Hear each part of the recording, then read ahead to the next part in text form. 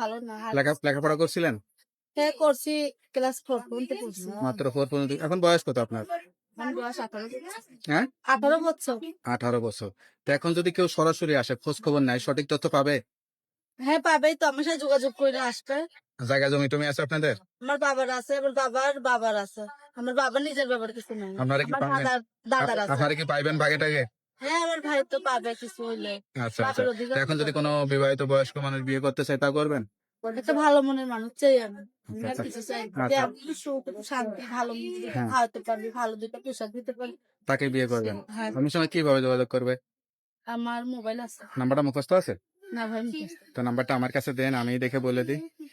Hello viewers, শুনলেন এক অসহায় গরিব ঘরের মেয়ে সত্যিকার একটা সঙ্গী চাই। কেউ খারাপ উদ্দেশ্যে যোগাযোগ না করে যদি ভালো মন নিয়ে বিয়ে শাদী করতে চান, এই নাম্বারে যোগাযোগ করবেন।